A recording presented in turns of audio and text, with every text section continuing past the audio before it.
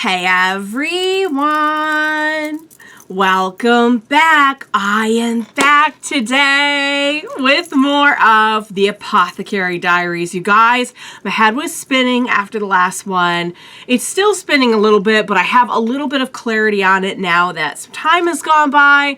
Before I get into everything, I do just want to say if you're joining me early today, you know just what that means. It means you are one of my awesome patrons.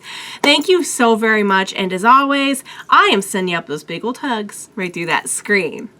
And if not, still thank you for joining me today. I'm glad you're here. I do hope you'll consider supporting me that way. The link to my Patreon is going to be in that description down below. And if you are joining me on the YouTubes, I really hope you'll hit like and also subscribe for me. It does help me and my channel a whole lot. So thank you in advance for that. Before I get started, I will just say you can probably hear it in my voice. I am quite sick today. I'm really happy that I watched a big plot twist reveal episode before I got so sick, because I think, you know, like if I tried to watch it, I couldn't watch it during, which is why this one is a little bit late today. But even if I tried to watch it now, I think I'm probably like at a solid, like maybe 70-80% brain capacity today. But yeah, I'm glad that I got that one done when I did. So apologies in advance for sound effects or just not looking or feeling my greatest today. But anyway, a few things have come to my attention since I filmed the last episode. One, and I wanted to talk about this anyway because I really didn't get to address it in my outro. It was so just like trying to grasp what had just happened. That really just wonderful scene that we have with Jinshi and Maomao, where he's just like, he's a little drunk, he's maybe a lot drunk, and he's really just showing some vulnerability, and he's just crying, and he's just like, it's not even like a romantic thing so much. It is a great ship moment for them if you ship them, which I think the show in general kind of does. But just like him just needing someone to be close to, you know, just really actually showing some of his sincerity. And I love it when he shows his more sincere side. And honestly, I think Maomao prefers that as well. I was wondering after the fact, does he know that Ado is his mother? And it's been brought to my attention that probably yes. And probably the reason that he was so, in such a bad place after that is because she was leaving kind of the main area of the palace and everything, and he knew he wouldn't see her as much, and so that's why they met, and that's why he was crying and just kind of needed someone to feel close to for a little while. And yeah, so I think what I am to infer from that episode is that Jinshi is the son of the current emperor and Ado, which I figured was what they were implying. I'm like, but wait, how do we get from point A to point B with him being like where's the prince? Have we seen the prince? And it actually was brought to my attention that they did mention the prince. I think around the time of the garden party, they mentioned that the prince is very sick and nobody ever sees him. So at some point, I'm guessing he was either really sick or they just said he was sick, and somehow he ended up in the position he's in now. Now, don't ask me how you go from being a prince to a eunuch, considering that the eunuchs, like, are more or less, like, I hate to say servants, like, but, you know, they are in service of the court as opposed to being on, the actual royal. They're not royalty, let's put it that way, even though some of them have a little bit more sway than others. Jinshi has always seemingly had a lot more control over his situation, I felt like, than anyone else, which now is making sense if he's actually the prince. I don't know who all knows this. I don't think Fengming knew it, because she thought that she had killed the baby. I don't know if the emperor knows it. I don't know. I don't know, like, what the exact situation between Ado and the emperor is, because it sounded like they were very close, and For a while, she was the only concubine, but now like, she can't have kids, and she kind of just wants. So I don't know, like the fact that like Yokio is kind of the favored one, I would expect that like Ado would kind of be like his first love, but I don't really know any of the details of that situation. I know she's stuck. Now we know that she's stuck around a long time because Jinshi's her son, and she wanted to be around her son. Yeah, so. I think I have a slight grasp on the situation. I wouldn't say I have a profound grasp, and there's definitely like some missing information in there, but I think I'm starting to kind of get on board with it. So, oh, what a good episode. And there was tons of other stuff in the episode that had like the whole Fangming thing was so interesting, kind of tied together a lot of different parts of that story, the honey thing, while leading up to this kind of like even bigger reveal. So it was a really, really good one, you guys. Blew my freaking mind. I can't wait to see what they have next for us. As we know, they kind of left us with this, like, this hint that somehow Fangming and Maomao are connected. I don't know if they're trying to say they're related, or they just, like, Fangming knew of her, or, like, I don't know why Fangming would purposely bring Maomao into this, because her dad was the one who got expelled for the whole, which was tied to Fangming and her. So I don't know. I don't know. I just know I think they were implying there's some kind of connection. So yeah, guys, we have a lot to cover, I'm sure. So without further ado, what do you say we go ahead and we jump right into the next episode of the Apothecary Diaries? Let's do this. Yeah. Right, they were looking into her family. What? Even her family? Holy cow, they don't mess around. Oh, is it because her dad was the doctor? So she's connected. We're going through family that the apothecary was kidnapped and sold off to was one such family. When she was kidnapped and brought to the palace? Because they all know he's the prince.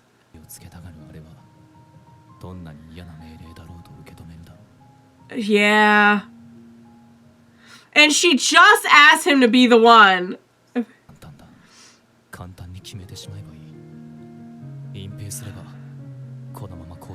Okay. He's like, I could cover this up. She wouldn't want that because she knows how easy it is for people to take the fall. And that. Oh my god, what a decision! What the heck? So her family had dealings with some of this.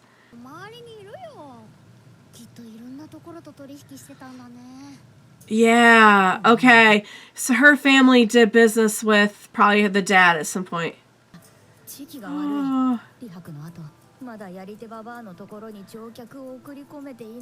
Oh, she's like, this would be bad because I have debt. So he's thinking, oh, I could actually keep her around, or she doesn't really want to be around. I could make sure that she gets let go. Oh, okay, now I'm so sorry. Now I get it. The family. Okay, real quick. The family. You guys explained this to me earlier. I'm so sorry. I didn't put this together right away. The family that they're referring to is the kidnappers. That's why when we had that like whole vase breaking thing in the first episode, she was like, oh, we'll take it out of the money for your family. And that was like a big FU to the kidnappers who get a kickback saying that they were her family and everything, selling her off to the palace. Okay. Ask him. Ask him.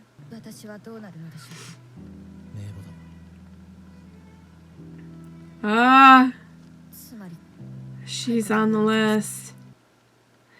Dang.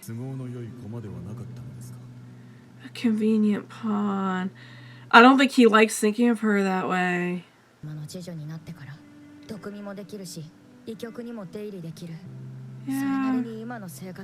Yeah, it turned out okay, especially now that like her dad knows she's alright and everything. But yeah, you're always gonna be like, you know, commoner, like. Oh! Which is what he was saying. He was saying, She'll do whatever she's told. She's like, please, you can move me around if you have to.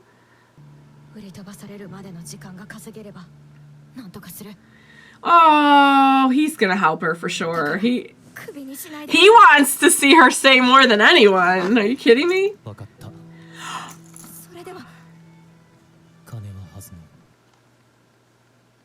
Oh, wait. That's not it's not exactly what we were... No! So she's gone. No, she can't possibly. This is going to be a real short show. She's gone. Oh, why didn't he just make the exception? Because maybe he felt like that wasn't right either. Okay. Please don't sell her, Granny. Oh. Gyokyo's not going to be happy. She loved Maomao. They all love Maomao. I say appeasing little Jinshi. Is that why? Did he maybe feel like she deserved more than... That's what I was thinking. Like, maybe he just didn't want to treat her like an object, you know? Oh. Oh! He's like, this is him crying. He's like, boo-hoo. Sob. Wah wah. Oh, Jinshi. Oh, she's for real becoming a courtesan. Oh, wow, okay.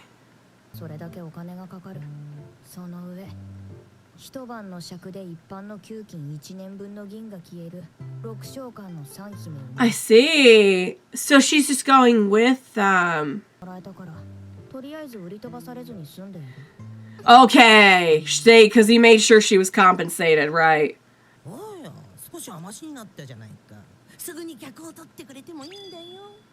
Don't get ideas here, Granny. We settled our debt with you.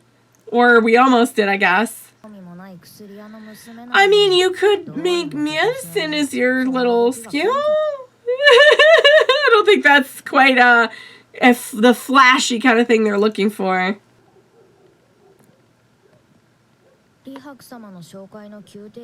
Oh, I was gonna say they look like they're military guys, or...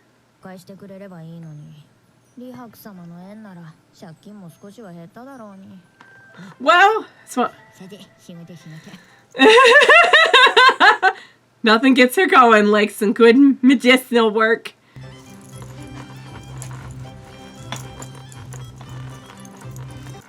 So they're entertaining in a variety of ways, I would imagine. Hey. Oh, he's... She doesn't realize who it is! Oh! Jinshi, is that you? Oh my god. Ah, this is so romantic.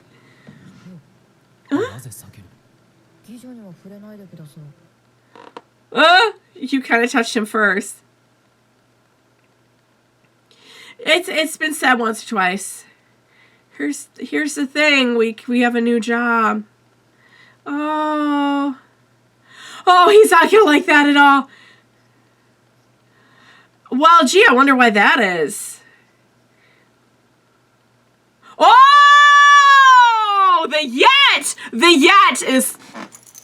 what did I freaking say? He is going to buy her freedom here.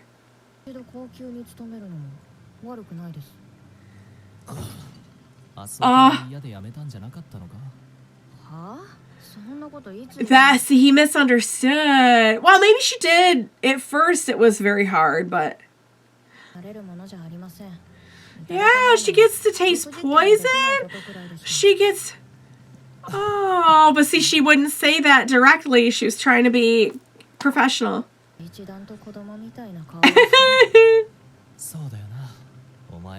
Yeah, she loves her work. Oh, you're not supposed to... No touch! No touch! No touching.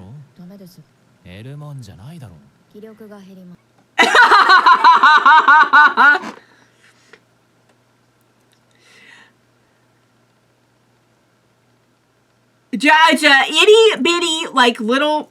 Oh. You just had to go right for the lips.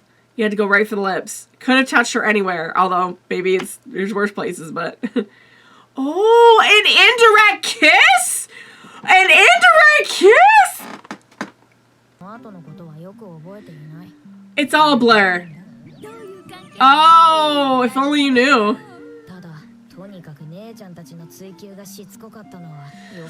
Yeah, no kidding. That's gonna be a tough one to explain.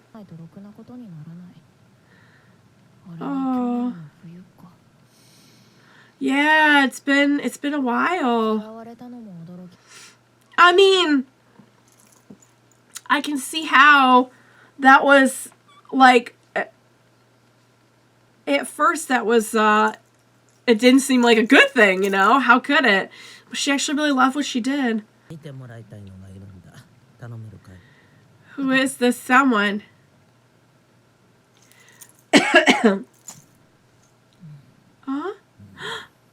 Oh no! Somebody in trouble?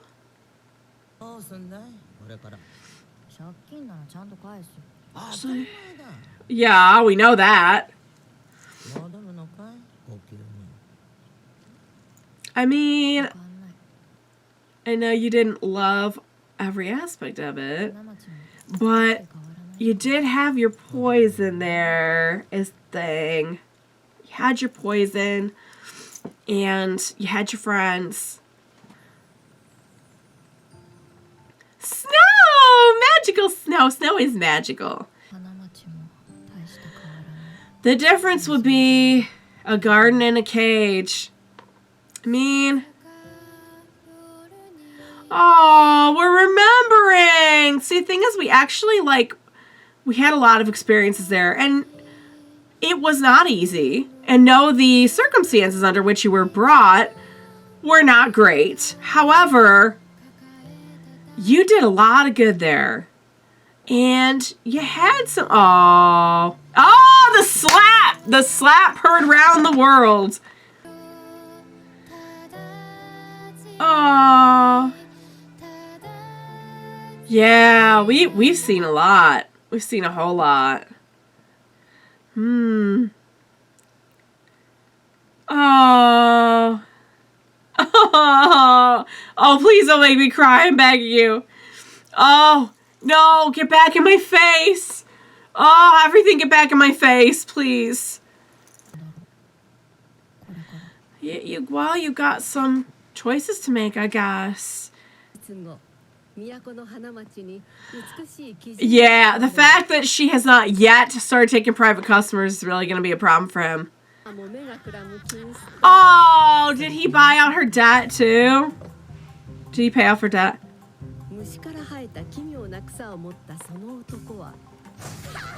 Ah! Oh! She's so happy. Oh, I wonder which girl that could be. I knew it. What did I say he's going to come and buy her out or something. That's exactly what I said. Guys, that was so good. That was such a good one. That was just a really sweet, aside from that little beginning part where my brain could not keep up. That was just a really sweet, fun episode about hey, if you had the choice, what would you choose? Because I've never felt really good about the fact that none of this was her choice. But if it was her choice to go, and I think maybe she's realizing that okay, there really were some experiences, some people, some aspects of being at the Rear Palace that were enjoyable, were rewarding, were fulfilling. It is very hard, obviously, to be someone who has their head on the chopping block at any time. But in a way, the dynamics are not so dissimilar from the brothels anyway. I gotta say, that's actually pretty accurate from everything we've seen. Oh my god, Jinshi. I love how she just doesn't get it. He's always questioning my chastity and stuff. Baby girl, you are so smart. Why do you think it is that he's always so upset when he thinks that you may have been... She just doesn't get it. Of all the things she gets, she just does not get that. Does not get that one. So is she going back? Like, he's coming to buy, but maybe he'll just say, like, the choice is yours. Like, you're free now, so do whatever. Oh, guys, that was a really, really sweet one. Jinshi was so adorable in that. His pouting, the little flashback with Gaoshin, like, trying to appease, like, little Jinshi. So I think it's becoming more and more obvious now that, like, he is the prince.